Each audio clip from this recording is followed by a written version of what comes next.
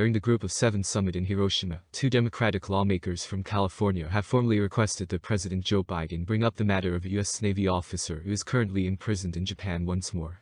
In a letter sent to Biden and Vice President Kamala Harris on Friday, U.S. Senator Padilla and U.S. Representative Levin stated that, while we understand the sensitive nature of this case involving Lieutenant Alkonis, it is important to resolve the situation promptly to prevent further irritants in the U.S.-Japan relationship. Lieutenant Alkonis was involved in a tragic and unforeseen car accident as a result of a medical emergency he experienced while behind the wheel, and he has now spent nearly a year in a Japanese prison.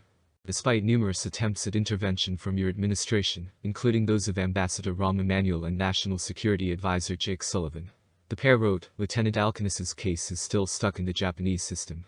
Alkonis, who was stationed in Japan, was given a 3-year prison term in Japan in October 2021 for driving carelessly and killing 2 people and injuring another in May 2021. Alkonis claimed to have experienced acute mountain sickness while traveling with his family from Mount Fuji, which caused him to pass out and lose consciousness, according to a previous CNN report. His appeal was rejected in July 2022 after the court rejected that claim. During the Prime Minister's visit to the White House in January, Biden brought up the Alkonis case with Kishida, and the 2 nations decided to form a working group to address the issue.